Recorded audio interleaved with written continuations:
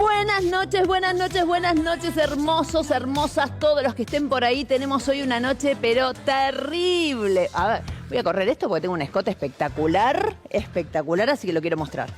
Señor Lucas Mella, buenas noches. Buenas noches, Nancy, ¿cómo estamos? Y estamos en la semana, ahora vamos a empezar con eso, pero es la Semana de la Muerte. Sí. ¿Por qué así se le llama la semana donde se cierran listas, se cierran candidatos, señores? Y si no, que lo cuente de Loredo, que tuvo que renunciar a último momento. Ese chico hace todo mal, mira. Sigue el camino de mi amigo Randazzo, pero después lo charlamos esto. Que lo tenemos abonado, pobre Sí. tipo. Le mandamos un beso, que seguro va a estar cerrando. Hay listas. más de él hoy a la noche. ¡Ay, qué Hay lindo! más. Hoy tenemos más de Tenemos Rafa. algo más, me parece muy bien.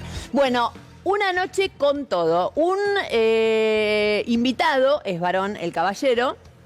Todavía no llegó. Llegando en instantes, inminente. ¿Seguro? Inminente la llegada. Nancy, Nos deja solos y hay que No, hacer. No importa, no. me siento ahí, me entrevistás vos a mí, Ahí está, igual. mirá, un día Va a tenemos ser que ni hacer un igual problema, eso, ni un problema.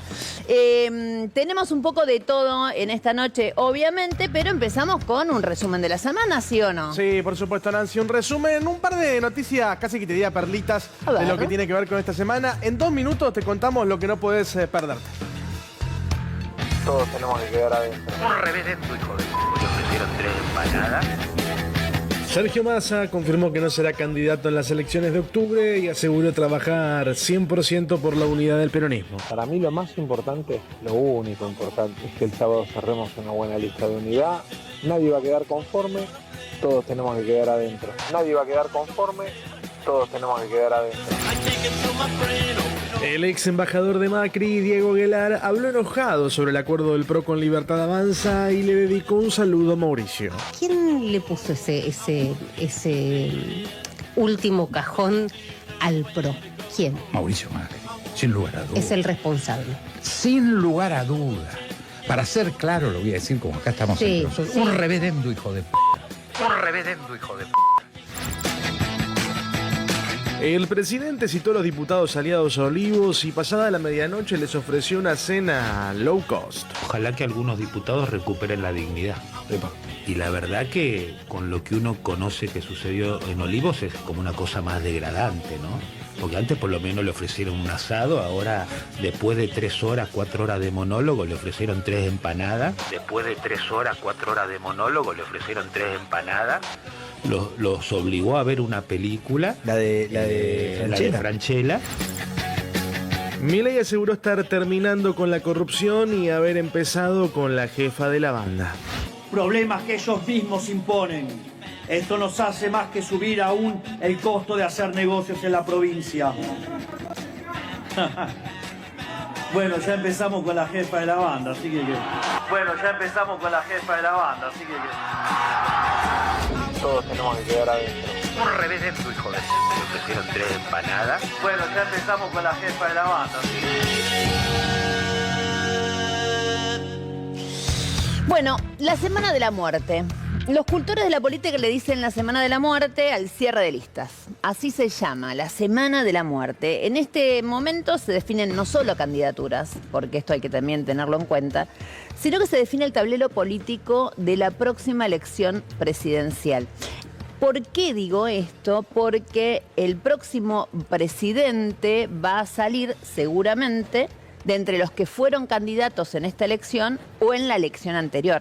Es muy raro que alguien llegue a ser presidente o presidenta de la nación sin haber pasado por un algo antes, por una elección antes. De hecho, el hombre que menos elecciones previas tuvo antes de llegar a presidente es el propio Javier Milei, obviamente, que llegó después de haber sido candidato solamente una vez a diputado nacional.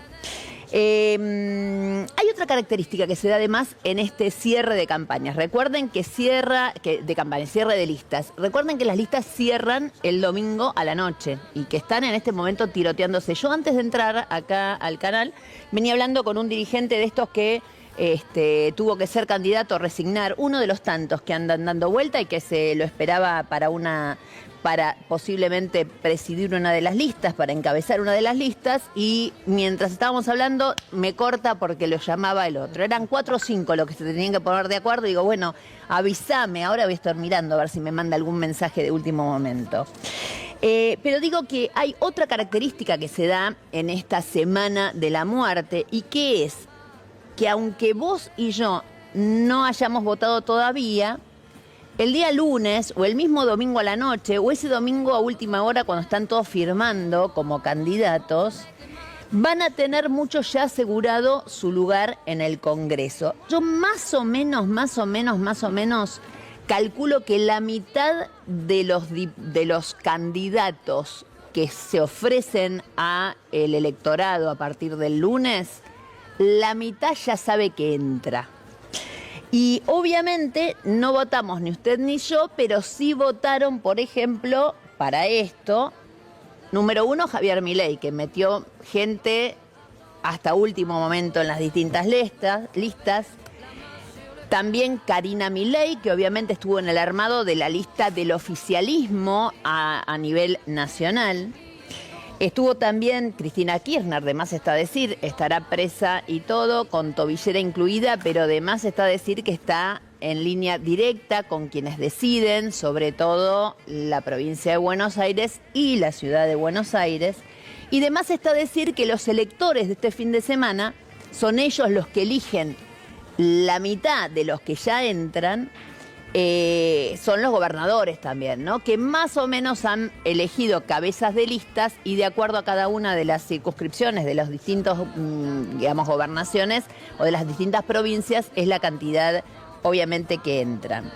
Yo les decía que después vamos a ir a votar nosotros y ahí lo que vamos a decidir usted y yo, los que votamos el día de la elección, allá por octubre, va a ser el corte de esa lista, o sea, cuántos entran de cada uno de los listados. Las cabezas ya están y obviamente que ahí se corta mucho el bacalao. Les decía que el domingo ya la mitad de la Cámara de Diputados está conformada, por lo menos para los próximos 4 años. Por ejemplo, José Luis Espert ya es diputado, ya sabemos, ya lo anunciaron.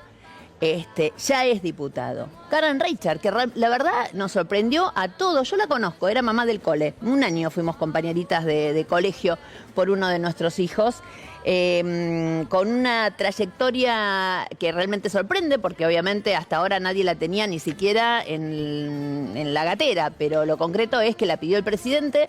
Ella se ha hecho bastante cercana al presidente en este último tiempo. Está casada, no sé si sigue casada o no, pero con un empresario muy importante, obviamente, de la Argentina.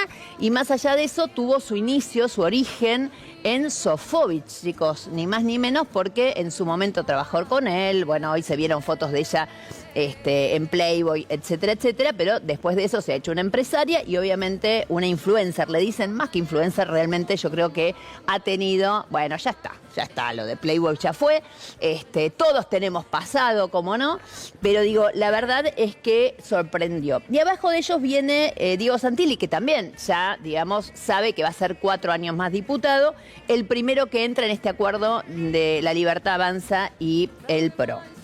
Lo mismo va a pasar con los 10 primeros de la lista de Fuerza Patria, que todavía no sabemos quién encabeza, ¿eh? Todavía está ahí, hay una especie de clamor todavía por Máximo Kirchner. Yo no estoy en condiciones de asegurarles quién va a ser la cabeza de lista en la provincia de Buenos Aires para el peronismo. Esto se define mañana. El que les diga otra cosa está mintiendo, porque realmente hubo de todo. Lo que sí puedo decirles, esto es como una especie de, no sé si adelanto, pero digamos, además también de expresión de deseo, es que finalmente tanto en la ciudad de Buenos Aires como en la provincia de Buenos Aires, una vez que Sergio Massa dijo o cedió su lugar y dijo yo no voy a ser candidato, Grabois está adentro.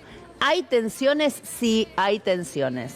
Está, al parecer, por lo menos en estas últimas horas, quejándose un poco el gobernador Kicillof. Recuerden ustedes que la lapicera en este caso, la tiene el presidente del PJ de la provincia de Buenos Aires, que es Máximo Kirchner. Entonces, y hay que meter a muchos adentro y que seguramente van a quedar heridos. Hay otra palabra, además de la Semana de la Muerte, que se populariza en estos días y que es la famosa ambulancia. O sea, siempre hay partidos que van dando vuelta alrededor y que pasan a recoger a quién, a los heridos que dejan los cierres de lista. Esto es así. ¿Dejan heridos? Sí, dejan más que nada heridos. Ahora bien, vos fíjate que así como los primeros 10 más o menos de la lista de mínimo, ¿no?, de Fuerza Patria en la provincia de Buenos Aires van ya directamente una vez que firman a entrar, en la provincia de Buenos Aires se definen 35 diputados. Se necesita un piso, para ser diputado en la provincia de Buenos Aires necesitas entre el 4 o 5%, ¿no? Mínimo para poder acceder y entrar. En la ciudad se eligen 13 diputados. El piso ahí ya se eleva un 7%. En Córdoba se eligen 9. Tenés que convencer al menos al 10% de la población o quedarte afuera, como se quedó de Loredo recién. Lo de Loredo, chicos, discúlpenme, quiero hacer un análisis aparte porque fue espectacular. Lo vi recién al Gallego haciendo el análisis también. De Loredo estaba dentro del grupo de lecheros, ¿no? Hay que decirlo, estaba dentro del grupo de lecheros, no se le puede decir de otra manera. Este era el lechero radical o filo radical, ya no sabemos qué es de Loredo. Y claro, cuando llegó el momento, tenía todo listo, recuerden que se fue, le sacaron el partido, o sea, todo había quedado ahí colgado de la palmera.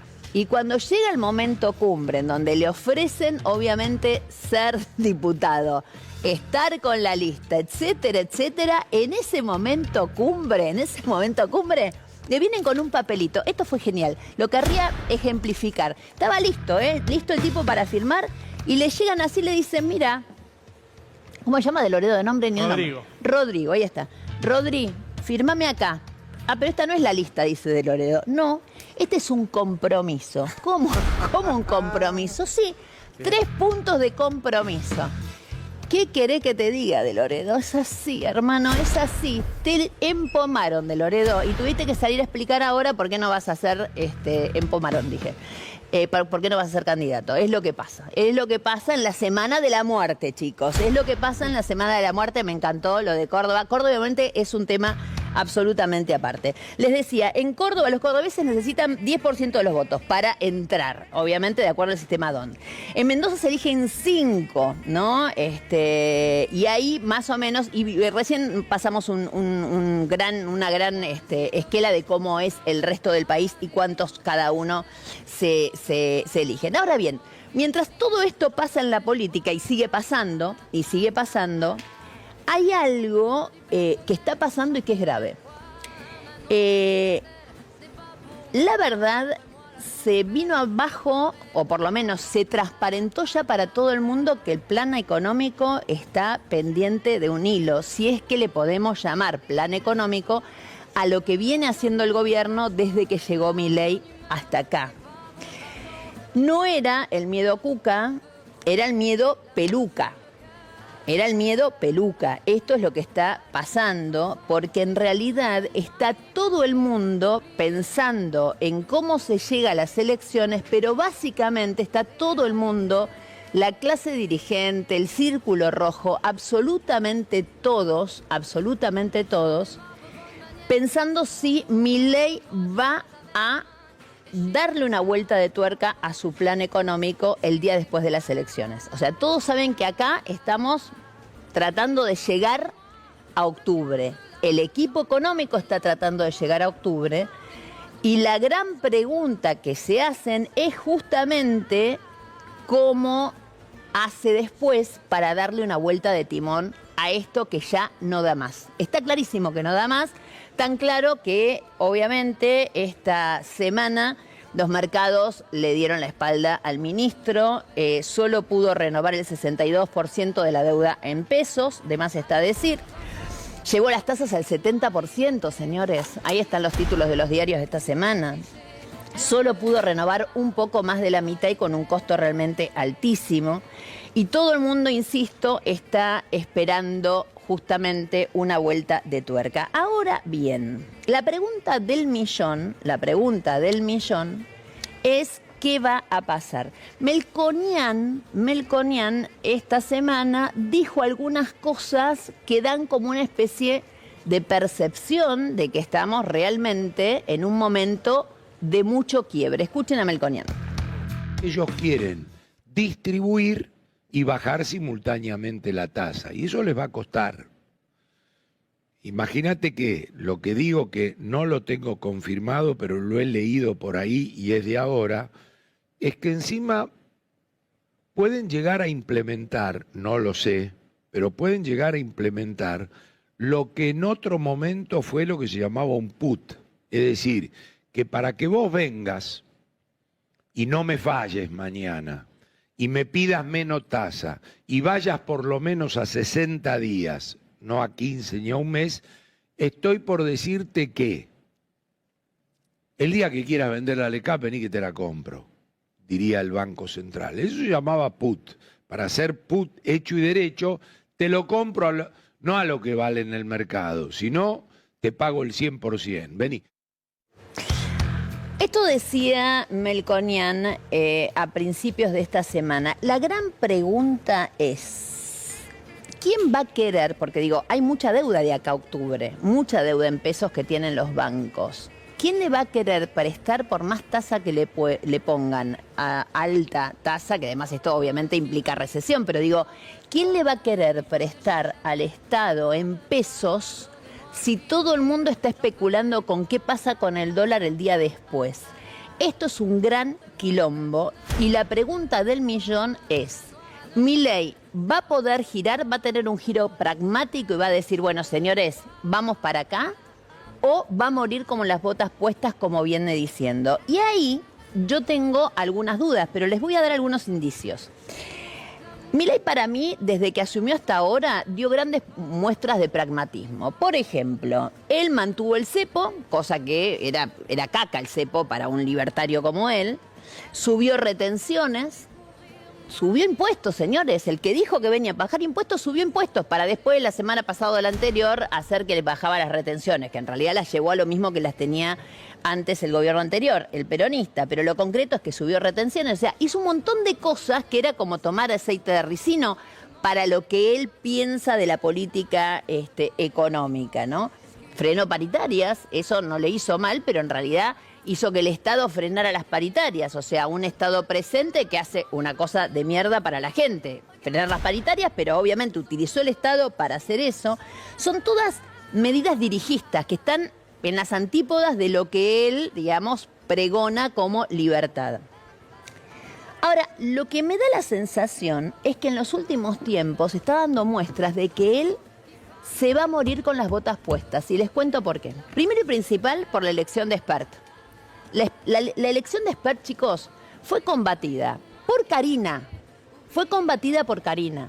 Fue combatida por todo el círculo, digamos, que rodea a Karina y la clase política y todos los que estaban armando la provincia de Buenos Aires. No le gustaba como candidato ni siquiera a Caputo Santiago, que es el que está armando la campaña. El único que bancó a Spert para que sea cabeza de lista es Milei. Eso es morirse con las botas puestas. Todos le decían que no era un buen candidato. Ni siquiera lo bajó a Spert recordando. ¿Ustedes se acuerdan cómo Spert hablaba de Milei? Si no se acuerdan, mírenlo. Javier Milei, nos conocemos hace mucho, te conozco mucho. Si hay un político que hasta en Argentina, ese sos vos. Sácate la careta ya. Tus listas están llenas de masistas. El gobernador de Santiago del Estero ha dicho que se le fue la mano cuidándote la boleta. Has coqueteado con lo peor de la corporación argentina, que son los sindicatos. Así que yo diría, basta de proyectar en todos los demás lo que sos vos, el político anticasta. Por si fuera poco, has vivido toda la vida de un empresario que es el empresario casta, que es Eduardo Unnequian, el dueño de Aeropuertos Argentina 2000, que vive de los negocios con el Estado. Bien o mal no me importa, pero si hay un exponente de la nueva generación de la casta política, sos vos. Terminémosla. Bueno, ahí está, el candidato que eligió Spert, que se muere con las botas puestas, y eligió claramente al candidato más limítrofe, por decirlo de alguna manera. Tiene un montón de flancos débiles Spert.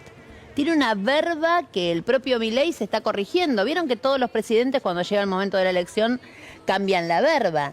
Pero eso es morirse con las botas puestas. Y esto es un dato porque además les voy a leer lo más importante que leí en la prensa escrita durante esta semana. Fue publicado en la semana, no recuerdo exactamente en qué lugar, pero sí hoy lo reproduce Claudio Jacquelin en el diario La Nación.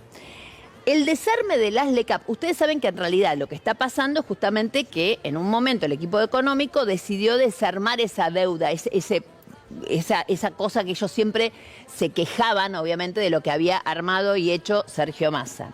Ahora bien, el desarme de esas LECAP era una cuestión de discusión interna y que arrojó más de 5 billones de pesos al mercado y sorprendió a los expertos por la forma en que se hizo, encabeza las dudas e hipótesis como la que esbozó Carlos Melconian y es abonada por otros colegas suyos. ¿Qué dijo Carlos Melconian esta semana?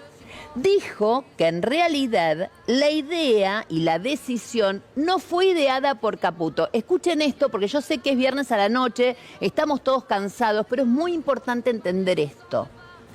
Caputo le mandó a decir a sus amigos que lo que está por explotar no fue su idea. Caputo le mandó a decir a sus amigos, entre otros Melconian, que lo que va a pasar de ahora en más, que empieza, chicos, hay un clima de crisis financiera impresionante, que lo que está pasando no fue su decisión, se despega. Dice, insisto hoy, en la tapa de La Nación, el señor Claudio Jacquelin, la decisión no fue ideada por el equipo de Caputo, sino impulsada por el propio presidente, al que le cuestionan una visión excesivamente monetarista y a lo que algunos más críticos añaden un exceso de ideología sostenido por teorías económicas radicales y obsoletas. A ver, se están peleando entre ellos, ¿queda claro? Lo que está pasando en el mercado, los bancos puteando por las tasas por las nubes, los industriales, estuve esta semana en Pilar en un encuentro de industriales y pobre gente, realmente, o sea, no saben qué hacer, no venden nada y si venden tienen que vender más barato de lo que les costó a ellos hacer el producto. Entonces, este caos que está empezando a pasar y que obviamente Milei no lo tenía en el cálculo previo porque pensaba llegar a las elecciones con mucho más amplitud y con todos aplaudiendo que tuviéramos una inflación descendiendo, está obviamente a punto de caramelo para estallar. Y encima se pelean entre ellos porque Caputo ya manda a decir por los diarios que él no fue. ¿Se entiende? Que él no fue. Si esto sale mal, no fue mi responsabilidad. Un hijo de puta, también hay que decirlo, ¿no? Digo, la verdad, hermano, bancátela, porque Milei fue el que te fue a llamar, te puso ahí. Digo, ahora, lo concreto es que como rata por tirante, digámoslo con todas las leyes. Me hace acordar a otro, a Macri también se le fue el comentarista. Bueno. ¿Te acordás? Sí, como rata por tirante. Duhovne, ahí está. Muy parecido a Duhovne lo que está haciendo Caputo en este momento. El ministro no solo hizo trascender que él no fue el que ideó desarmar de esta manera desprolija las LECAP, sino que también filtró que él no quería bajar las retenciones. Todo esto me lleva a analizar en términos de poder que Milei está tomando decisiones de acuerdo a su propio plan obsesivo, quizás mirando el país de una manera diferente al que la podemos ver todos nosotros, y sin advertir los riesgos que su propio equipo económico, que uno puede putear, pero que tiene más experiencia que él en estos mismos quilombos, le está advirtiendo. Ahora bien, se esperan muchos cambios de gabinete para el día después, obviamente, de las elecciones. Está claro que la economía va a ser un tembladeral. Y la otra cosa que está pasando es cuando se convocó elecciones anticipadas en la provincia de Buenos Aires, ¿se acuerdan? Cuando Kicillof convoca esas elecciones, el peronismo en general y hasta los consultores políticos decían no es una buena idea.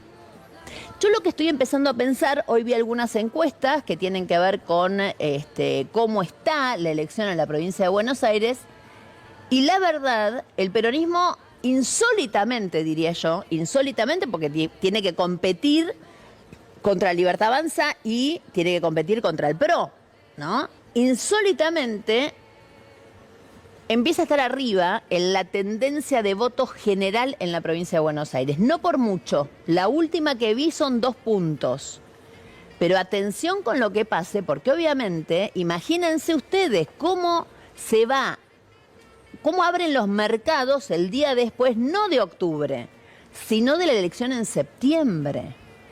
Ojo con esto, porque por eso Milei se pone al hombro la campaña, se la tiene que poner al hombro, tiene que salir a buscar los votos en la provincia de Buenos Aires y poner su propio cuerpo como lo puso ayer. Pero el problema es mucho más profundo y antiguo que Kicillof. Se trata de un Estado elefantiásico que tras haber montado capa tras capa de burócratas inservibles y militantes rentados, se convirtió en una torta Rugel putrefacta. Imagínense que casi el 40% del empleo registrado en la provincia es empleo público. Es un nido de parásitos.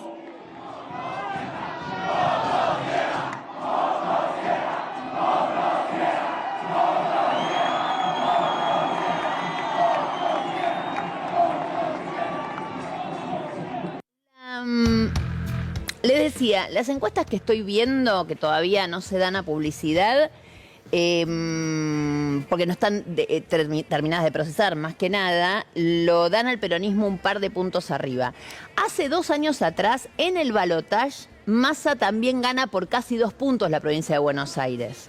Yo lo que me preguntaba hoy es, de 2 años a esta parte, en la provincia de Buenos Aires, ¿hay gente mejor o peor o más desilusionada o menos? Mi olfato me dice que realmente aquel que todavía no quiere decirse me cagó, no va a tener quizá tantas ganas de ir a votar. Por eso es tan fundamental el análisis de qué votaron antes y si están dispuestos o no a votar en esta elección para saber y poder proyectar los números exactos de lo que va a pasar, obviamente, en octubre. Ahora bien, esta semana pasó otra cosa que a mí me pareció impresionante. A veces yo tengo algunas salidas y digo algunas cosas que me llevan a explicar la política de manera bastante terrenal.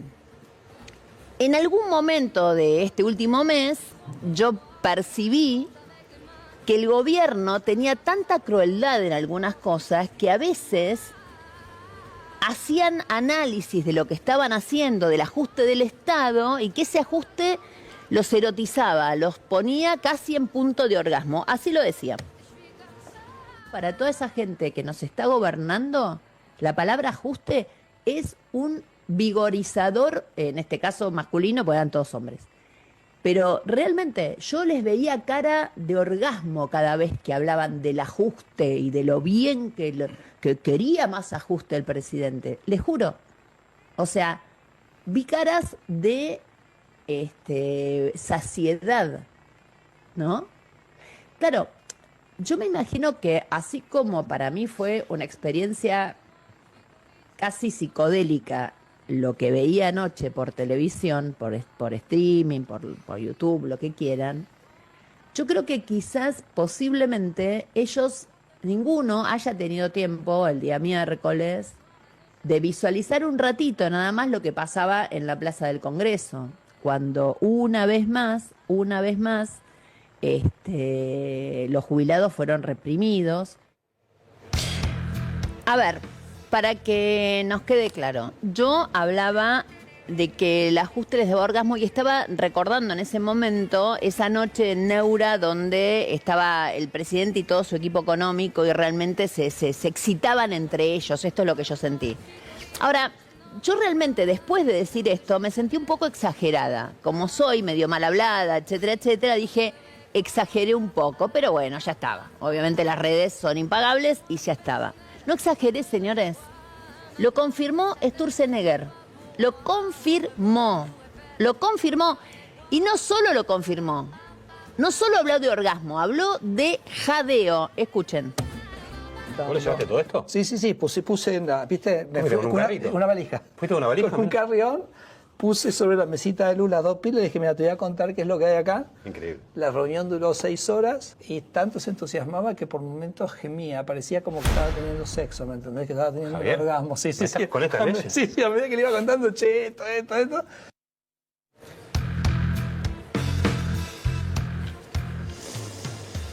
Solo puedo acompañar con silencio. ¿Qué quieren que les diga? Sturzenegger, el mismo tipo que duda de para qué sirve la ANMAT. El mismo tipo que recortó el Estado donde más duele. El mismo tipo que describe ese momento cumbre en que le llevó a Milei cómo podía ser desastrosamente un recorte en el Estado argentino y que confesó que era casi un orgasmo lo que sintió el presidente Milei. No lo dije yo, lo cuentan ellos. Yo simplemente lo percibí. Los vi y dije, estos tipos están gozando de algo que es trágico. Y sí, estos tipos gozan de algo que es para usted y para mí, y para muchos, obviamente, absolutamente trágico. Obviamente que el otro tema de la semana tuvo que ver con las 97 ya muertes comprobadas por el fentanilo contaminado.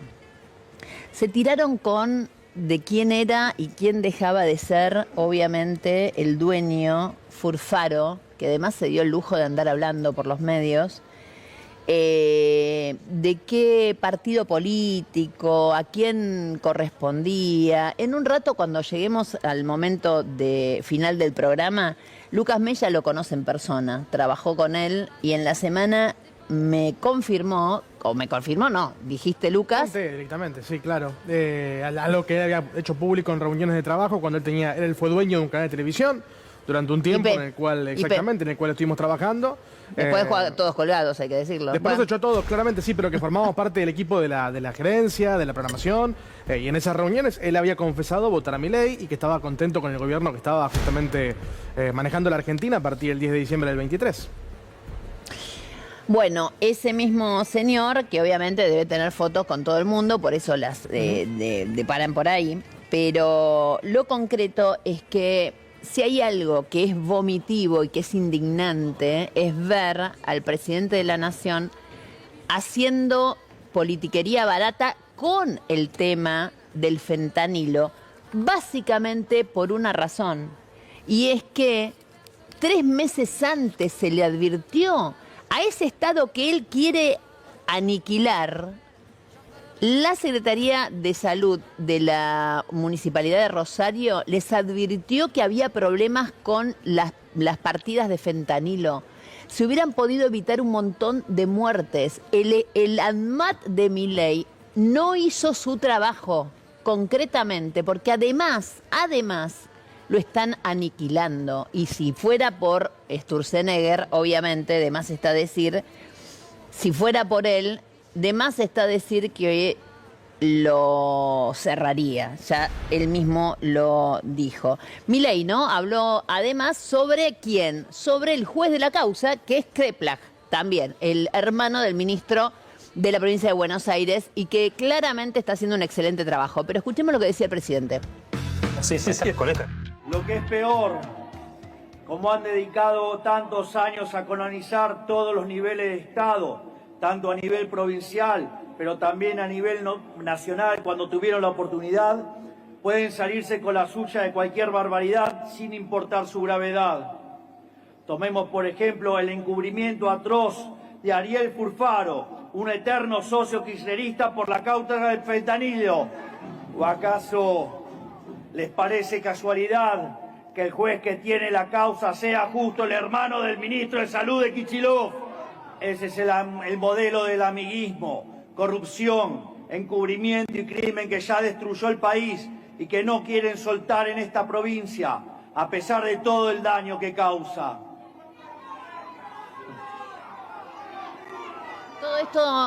Todo esto decía el presidente, después obviamente el propio juez lo mandó a callar.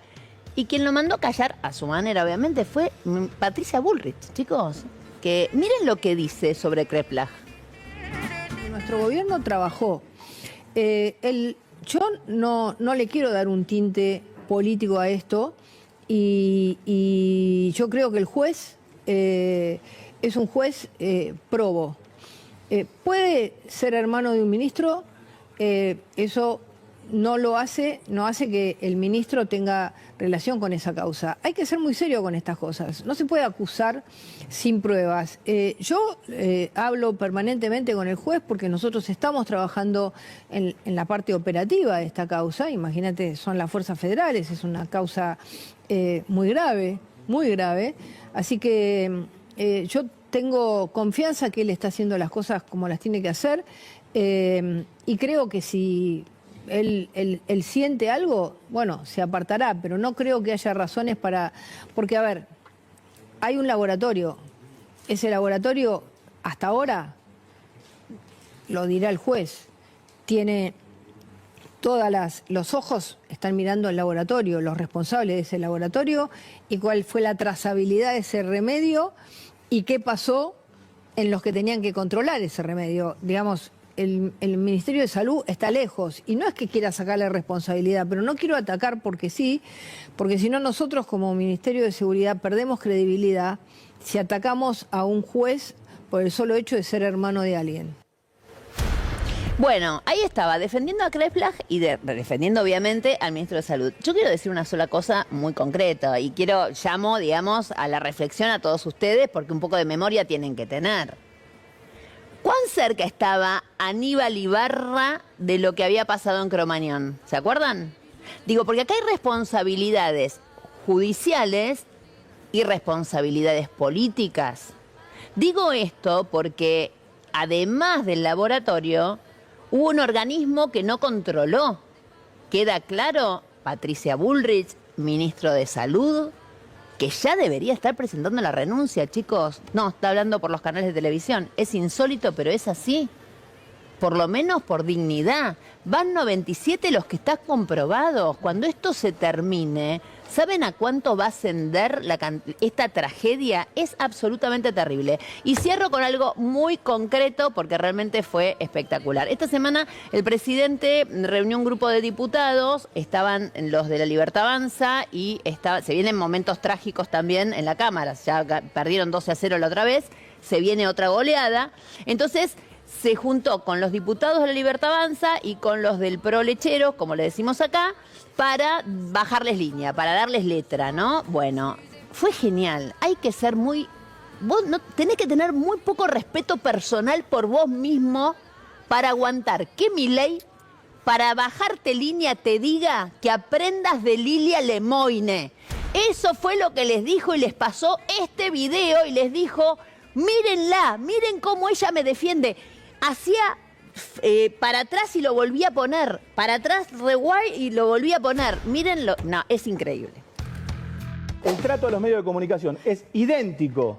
La opresión, la persecución, el maltrato que hace el gobierno de Milei al que hacía el kirchnerismo en su momento con el periodismo. ¿Cómo es? Dicen que hay que odiar más a los periodistas, Lidia. Lidia. De expresión. ¿Qué es libertad de expresión? ¿Decir que hay que odiar a los periodistas? Sí, listo. sí, ¿sabes que sí? Bueno, ve que se repite.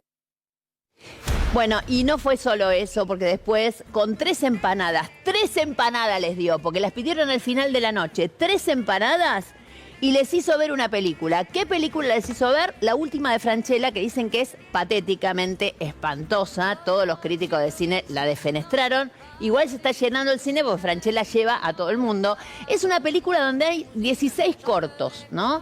Y donde en cada uno de ellos se ve una característica argentina nefasta, básicamente. En esta película el argentino es una mierda, ¿está claro? Es una película hecha por tilingos, es una película hecha por gente apátrida, es una mierda la película, concretamente, es así, pero a Milei le encantó le encantó, porque obviamente que es apátrida, chicos, es apátrida. Hay que decirlo con todas las letras, pero no es apátrida porque le encanta Thatcher. Es apátrida porque en realidad no piensa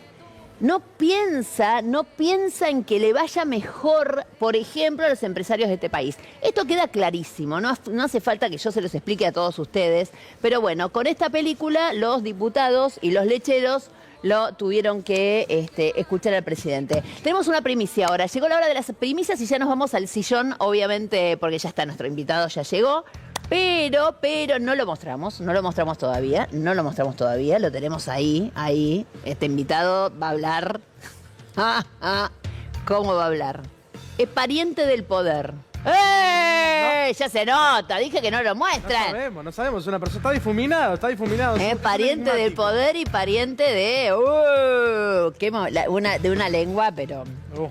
En fin, pero antes de eso, acaba de llegar, está pero fresquita, la última encuesta de la consultora Subán Córdoba. Así que lo tenemos en conexión a Gustavo Córdoba, que quiero... ¿Cómo estás, Gus? ¿Cómo estás? Buenas noches, gracias por estar un viernes a la noche con nosotros acá. Igual usted debe estar a full, midiendo todo porque están... ¿Te llaman los políticos a último momento para pedirte, che, dime tal cosa que me cambió el candidato? Siempre, Nancy, buenas noches, muchas gracias por la invitación. Siempre, y además en año electoral nos toca trabajar, así que... Es un montón. Bueno, tengo acá varias cosas que dice tu encuesta, pero básicamente lo que es interesante de esta consultora es que siempre buscan un tema que no tenga que ver con a quién votamos, a quién no votamos, que también obviamente está. En este caso, Subán Córdoba averiguó qué imagen tenía la gente del Hospital Garrahan. Ustedes saben que sigue siendo tema, de más está decir, y ahí lo tienen. 94,6% de la población tiene una imagen positiva del Hospital Garrahan, ¿no? Es contundente, es decir, poco, ¿no, Gustavo? Además, no solamente representa eso, sino que representa uno de los más graves errores del gobierno. Total. Ian Moche, Garrahan, Caso Libra, ya, viste, son demasiados temas en los cuales la mala praxis política y comunicacional del gobierno nos deja esta cuestión. Fíjate que nosotros fuimos incluso más allá. Preguntaron la siguiente, que es qué tan apropiado le parece el reclamo que el Hospital Garrahan mantiene por partidas presupuestarias. Y ya ahí el 78,5%, un poco menos porque obviamente hay libertarios en el medio que también contestan, ¿no? De más está decirlo, pero en este caso el 78,5% ha dicho que el reclamo es apropiado, ¿no? Sí, el dato más sorprendente fue cuando cruzamos esa misma información por voto balotaje. Claro. Reclamos que el 60% de los votantes de Milei está de acuerdo con el reclamo salarial que hacen los trabajadores. Ojalá lo escuchara el presidente y sus propios diputados, porque juntó a todos el miércoles para bajarles línea y obviamente porque necesita que voten en contra. Es la siguiente, la siguiente encuesta que tenemos, ahí está, esa es exactamente la que está mostrando. El 58,7% de los que votaron a Milei, es el circulito de arriba, está de acuerdo con el reclamo del Garrahan. El 60% de la gente que votó Milei le está diciendo a Milei, flaco, aflojá. Y ustedes saben que en esa votación hubo situaciones absolutamente indignas. Hace pocos días, pregunta el señor Córdoba, Milei afirmó que va a ser reelecto como presidente. Y ahí tenemos una sorpresa, ¿sí o no, Gustavo? Bueno, básicamente es que el núcleo duro de apoyo al gobierno se está reduciendo, se mantiene todavía en niveles importantes, un 38% no es poca cosa, pero ¿sabes cuál es el problema que tiene Milei a mediano plazo? Que el antimileísmo cada vez es mayor y ya van 2 meses consecutivos que el antimileísmo supera al antikirchnerismo. O sea, el 37,9% de la gente está de acuerdo, digamos, solamente, es solo el 37% el que está de acuerdo en que Milei vaya a ser reelecto. Y en la siguiente figura, pónganla chicos, la que sigue, dice, ¿cómo se identifica usted hoy? Y Fíjense, acá están los datos, empezó siendo como antimileísta un 48,6% de la población y hoy ya es el 53% de la población que se identifica. Significa, Nancy, que en un régimen de segunda vuelta, Milei contra un candidato un poquito más moderado que él tiene amplias chances de perder. Ahora, en ese punto, vos fíjate, bueno, es un gran dato el que está dando, o sea, es la primera vez que empieza a aparecer, yo se los dije la semana pasada, empieza a aparecer el antimileísmo, así como aparecía el antikirchnerismo, y sigue siendo, obviamente, el antikirchnerismo un dato de la política nacional, empieza a aparecer el antimileísmo. Pero lo que más sorprende acá es que del 42,3% de gente que se identificaba como mileísta, ha caído al 29,3%. La caída del apoyo es importante, ¿no, Gustavo? Bueno, y esto es lo que se está viendo en los análisis electorales, tanto en provincia de Buenos Aires como en el resto de la Argentina. Vos sabés, Nancy, que el que se va a quedar en la casa y no va a ir a votar, predomina mucho votante de Bullrich de primera vuelta y mucho votante de Milei de primera vuelta. Así que indudablemente que hay un descontento que a lo mejor no le hace cambiar de bando, pero sí lo que está logrando en este momento es que esa gente se quede en la casa y no vaya a votar. Exactamente, y es a lo que ellos tienen que recurrir. Y por último, chicos, la mejor pregunta que ha hecho el señor Gustavo Córdoba y Paola Subán, que es su socia. ¿Qué imagen tiene usted de la estrella culona del CONICET? Le preguntó a la gente y ahí estamos, pero arrasamos, ¿sí o no, con la culona? Estrellita presidente, vos sabés que 70% de imagen positiva y la verdad es que yo creo que la mayoría de la gente que respondió la encuesta debe haber sentido lo mismo que sentimos todos, un tremendo orgullo por la ciencia argentina, un tremendo orgullo por el CONICET y por la creatividad que le metieron, ¿no es cierto?, en la narrativa, porque el país estuvo en vilo de un acontecimiento científico y esto me parece que es lo que hay que por ahí resaltar, ¿no? Impresionante. Gustavo, muchísimas gracias. La próxima te quiero acá, obviamente sentado en el sillón, pero ahora lo tengo a él, que está sentadito esperando y de esta manera lo presentamos. No se ve todavía, pero lo presentamos así.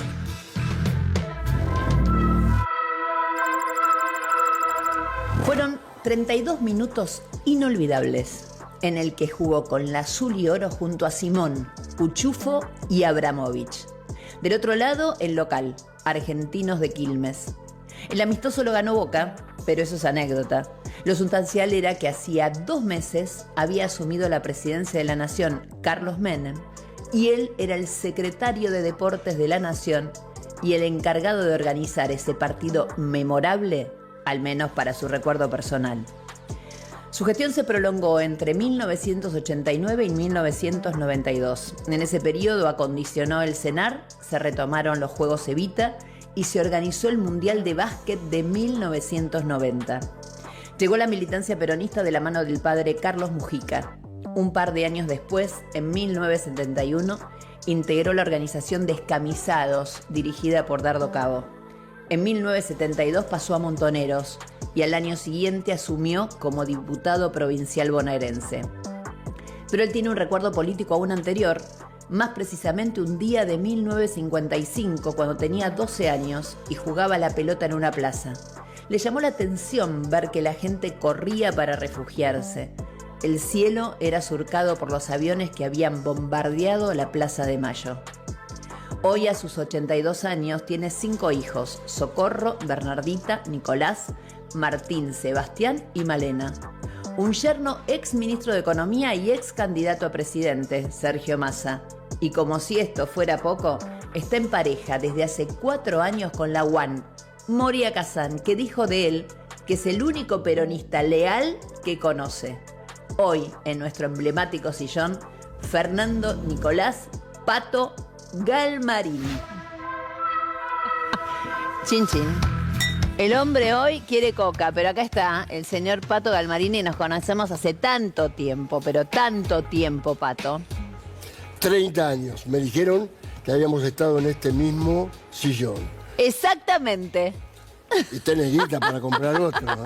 No, pero es el mismo, es exactamente el mismo. Es más, hoy quiero contarle esto para la gente de utilería. Me traje el pedazo de pana con el que está tapizado y que me guardé por si hay que hacerle algún arreglo. Así que con eso te digo todo. Para 30 años más. Para 30 años más. Bien. Así que así estamos. Esto te lo exige mi ley.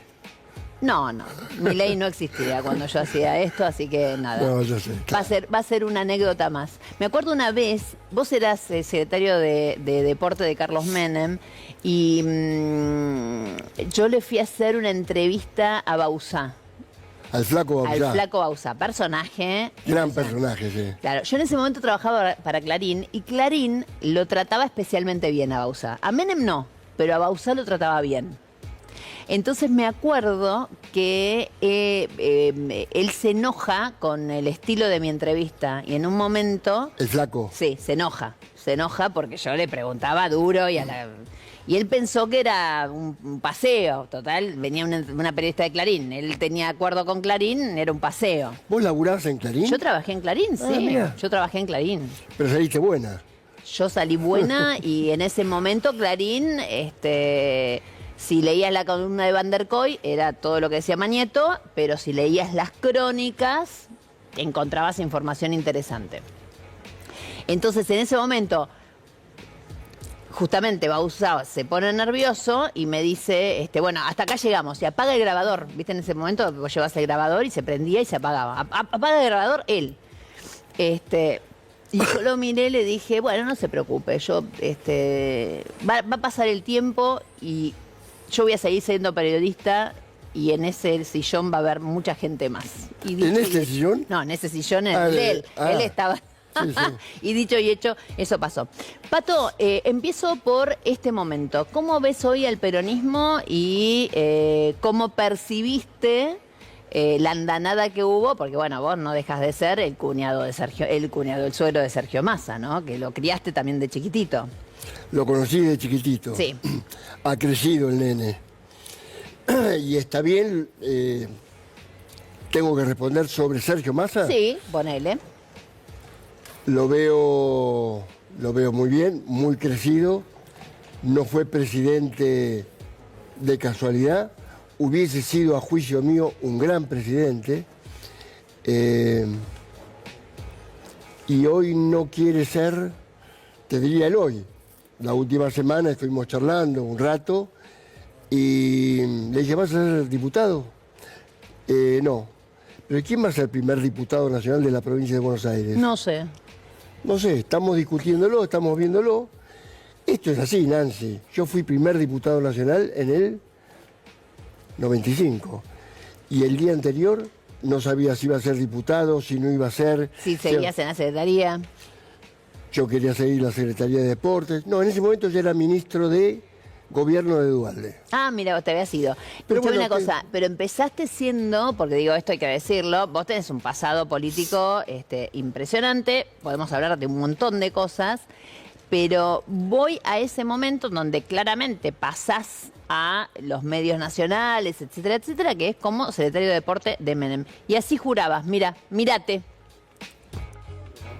Señor Fernando Nicolás Galmarini, juráis sobre estos santos evangelios a Dios nuestro Señor y a la patria, desempeñar con lealtad y patriotismo el cargo de secretario de Deporte de la Presidencia de la Nación, para el que habéis sido nombrado, observando y haciendo observar en cuanto de vos dependa la Constitución Nacional. Sí, juro.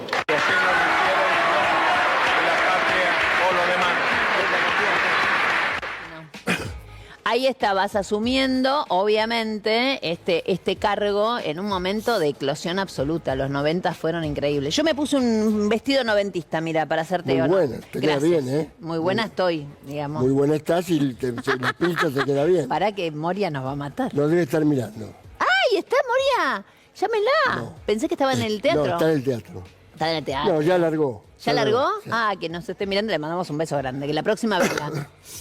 En esa época la interna peronista era Menem y Cafiero.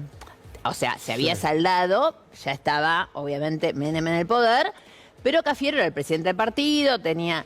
No era todavía el presidente del partido. Ah. Esto fue más adelante y fue una decisión en la cual tuve no que ver, pero que escuché mucho y lo charlé con ambos. Cuando Menem le dijo en un momento, Antonio, vos tenés que ser el presidente del partido, yo dejo de serlo porque yo soy presidente de la nación. Es lo que nunca supimos de ahí en adelante volver a hacerlo y mejorar esto. Eso te iba a decir. ¿Qué comparativo haces entre lo que pasa con el peronismo hoy, ¿no? Que es un quilombo, hay que decirlo, digo. Siempre fuimos un quilombo, ¿eh? Sí. El día que no seamos un quilombo, no dejamos de ser el peronismo.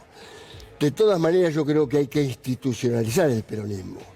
Que sea un quilombo, el movimiento en su conjunto, pero el partido, el PJ, que compramos en el año 92 en la calle Mateu, a instancias también de Antonio Cafiero y Carlos Menem, esto tiene que funcionar. Pero no funcionar para juntarnos cada... En esa sede, yo siempre cuento lo mismo, en esa sede vi cómo le ponían dicroicas, cuando venían las dicroicas, en los 90, y después cómo le pusieron los LED. O sea, ya hubo 2 cambios de luces, de sistema de luces en ese edificio. Pero mira, de ese local, y esto es una anécdota muy chiquita, lo charlamos con Malena y con Sergio, que si Sergio era presidente, había que, de nuevo, Sergio no iba a ser el presidente del PJ, sino no sabíamos... ¿Iba a ser Malena? Yo, no. Pero había que... Ahora, me imagino, perdóname, si llegaron a pensar, escuchen esto, si llegaron a pensar entre vos, Malena y Sergio, ¿no? ¿Qué iba a pasar? No, ¿qué iba a pasar con el peronismo? Me imagino la depresión el día después. O sea, después me lo contás. Pero digo, vos tenés que llegar a imaginarte presidente y ya estar pensando hasta en qué voy a hacer con el partido. Vamos para atrás. Vamos. Te dejo tranquilo. Vamos para atrás, 1995, este mismo sillón, vos y yo. Moria, quédate tranquila, no había pasado nada, ni pasó nada. Pero mirá cómo lo entrevistaba. Archivo inédito. ¿Usted es menemista o dualdista? Yo no soy ni menemista ni dualdista. Yo nací en el peronismo desde chico. Me incliné también sin saber bien por qué, por estas cosas del cariño, del amor, de la solidaridad. Y me interné en la vida política y ahí dije, soy peronista, dije un día. Y sigo siendo peronista.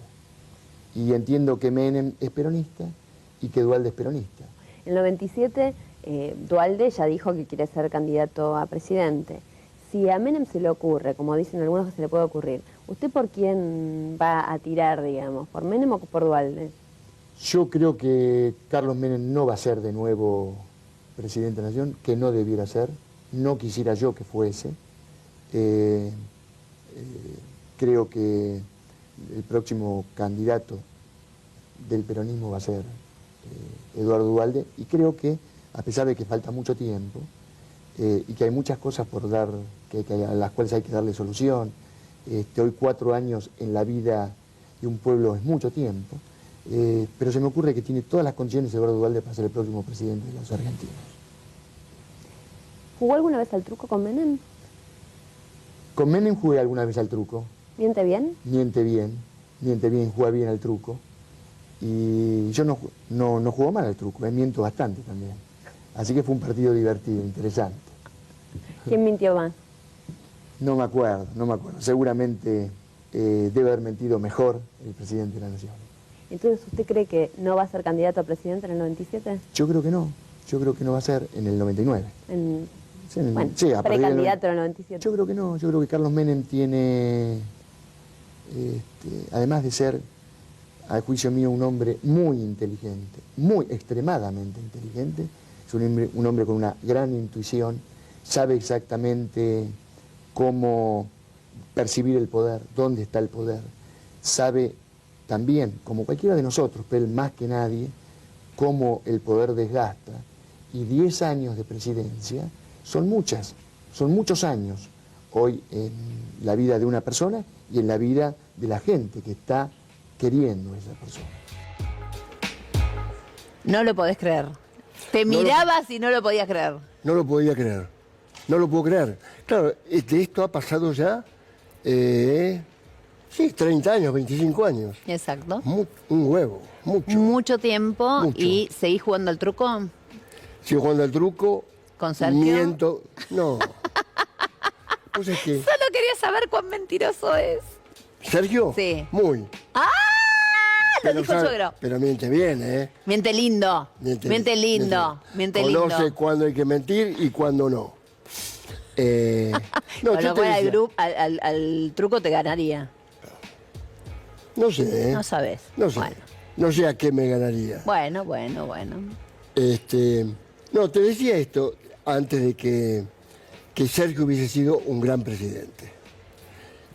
Ahora, también en aquel momento, cuando charlábamos previo a la elección, yo le decía a él y a Malena, mirá, Sergio puede ser un gran presidente, pero tenemos que decidir quién es el presidente del PJ. Pero qué obsesivo con el presidente del PJ. No, porque yo he vivido a Menem, presidente de la Nación y presidente del PJ.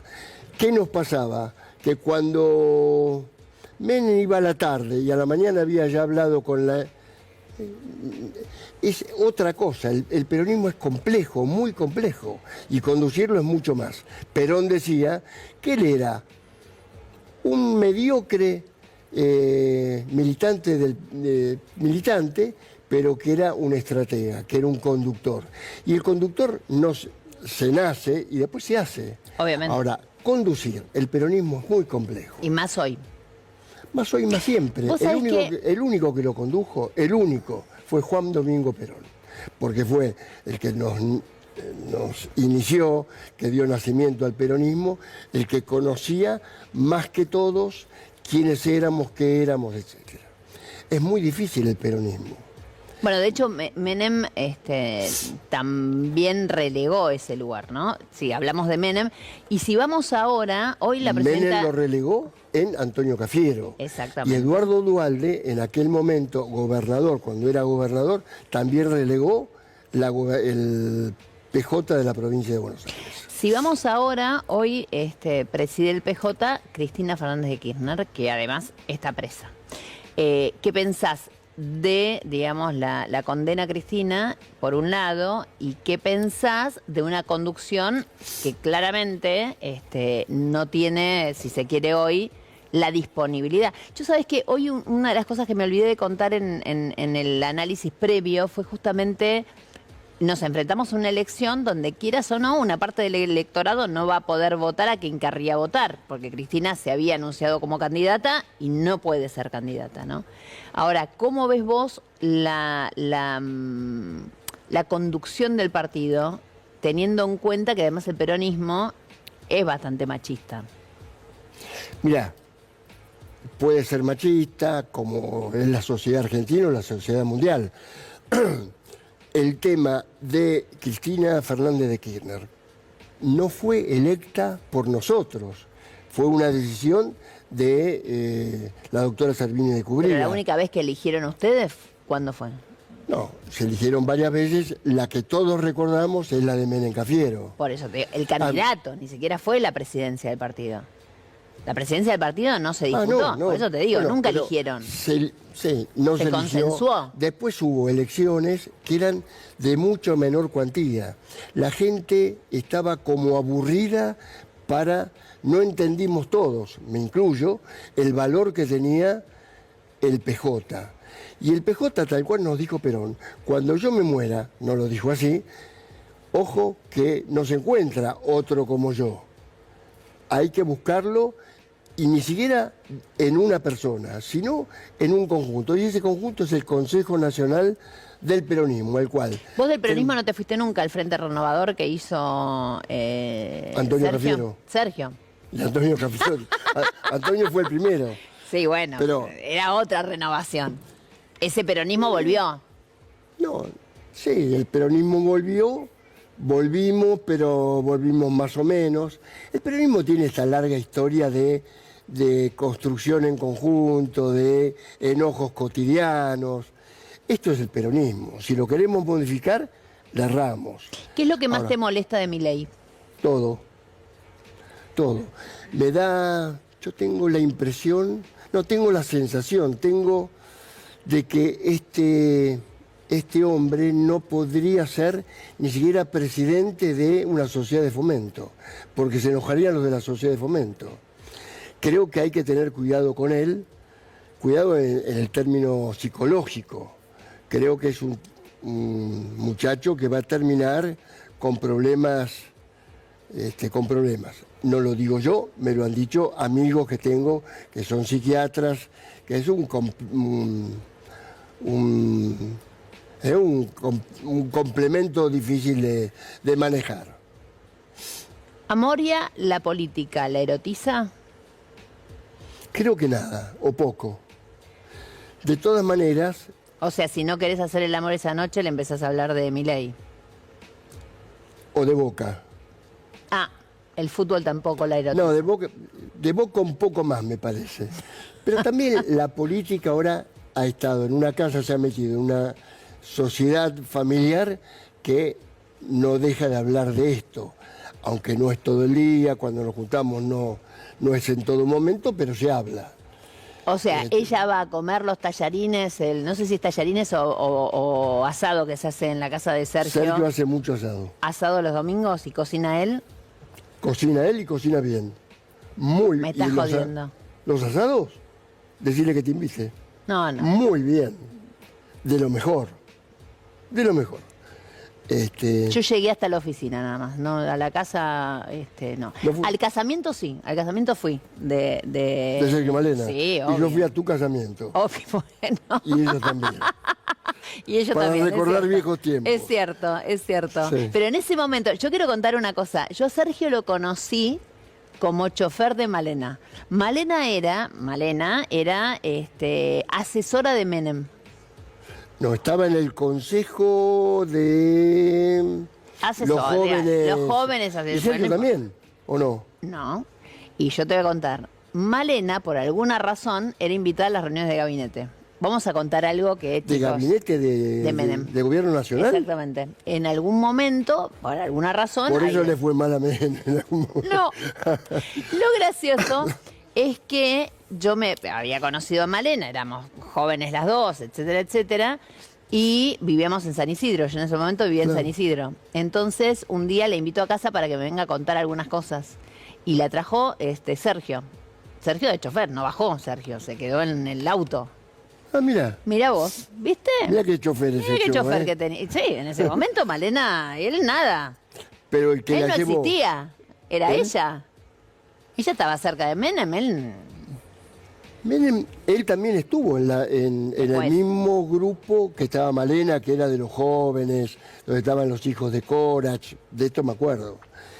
Y Sergio llegó después de haber estudiado Derecho un tiempo, obvio. Después se recibió, y él venía de ser asesor de un concejal de la UCD, en San Martín, pero ya caminaba a la calle. Y cuando vos salís a la calle... O sea, vino de la derecha, qué momento. Bueno, después se le pasó. Se le pasó más o menos. Escuchame una cosa, solamente... No se le pasó más o menos. Hoy está muy bien, Sergio. No, muy bien.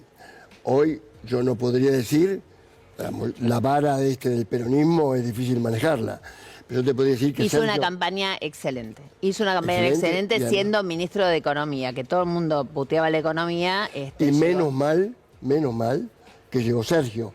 No por Guado, a quien quiero mucho, reconozco su historia, una historia dura, durísima. Pero menos mal que en un momento llegó Sergio y salvamos las papas y no ganamos de casualidad. Tenemos tu momento con la cama con Moria y tenemos el momento en el cual contás qué dijo Sergio cuando se enteró que salías con la UAN. ¿Qué momento? Pero todo eso después de la pausa. No se vayan, quédense, porque además aquel señor que está allá en la barra parado tiene 2 o 3 cosas que agarrar. Me llegó una bomba. Llama al escuadrón canino. ¡No! Porque está lleno de bombas esto. ¡No! ¡Qué momento! Yo estaba en Estados Unidos. Había una recepción previa y pasábamos a una cena. Mientras estábamos en la recepción, miro el teléfono y me aparecía un mensaje, no lo podía creer. Y entonces copio y se lo reenvío por WhatsApp a Malena y le digo, Male, ¿esto es cierto? Y a los 30 segundos me contesta, no, boludo, debe ser una fake. Ah, ¿no sabían ustedes? No teníamos ni idea. Ah, se enteraron como todos. Y entonces le digo, no es una fake porque me lo acaba de mandar Fontevecchia, el dueño de la revista. Déjame que averigüe. Bueno, termina la recepción, pasamos a la cena y veo en un momento, ¡es cierto! Malena. Y el sábado vuelvo yo y ese sábado cuando vuelvo, y en un momento me llama el Pato. Y me dice, era el día anterior al Día del Padre. Y me dice, che, ¿están en tu casa? Sí. ¿Pasamos a tomar algo? ¿Pasamos con quién, Pato? Claro. Y agarra el teléfono a Moria. Hola, Masa, ¿cómo te va? Vamos para tu casa, me dice.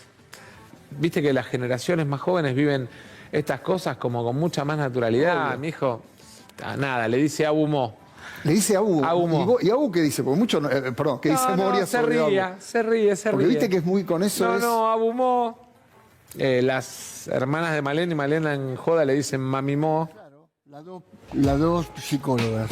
Acá estamos escuchando de a poco. Abumó. La Abumó está por cumplir años, señores. Está por cumplir. En 7 minutos la Abumó cumple años. Así que estamos yendo al cumpleaños. En 1 hora. No. En 1 hora, en 7 minutos el 16, no. cumple el 16, 1 hora y 7 minutos, tenés razón. Ya tomé demasiado, Pato. Chin, chin.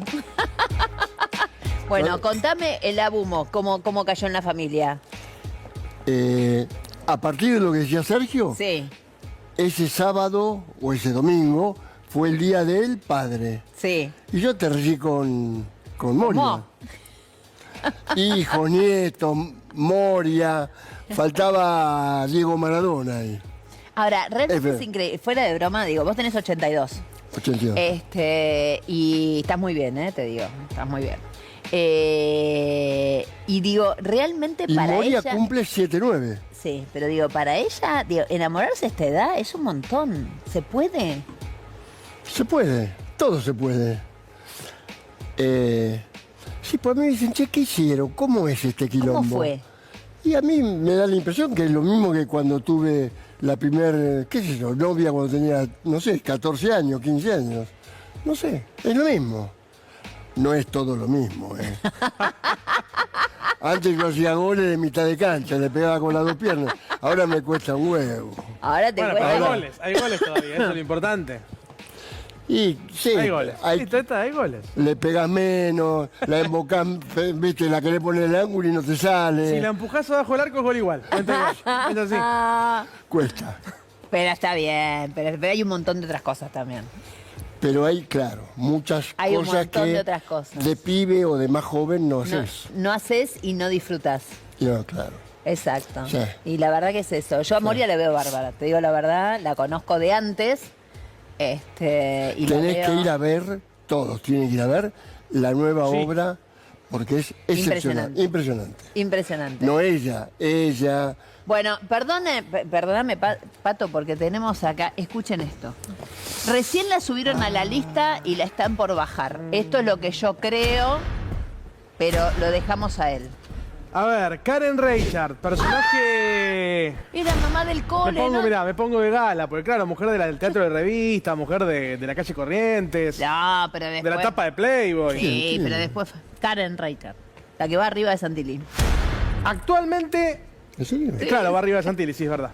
Y abajo de Spert. ¡Viva la libertad, carajo! Quedan ensanguchados. Ahora, ella tiene un programa en televisión pública. Sí. De rescate animal.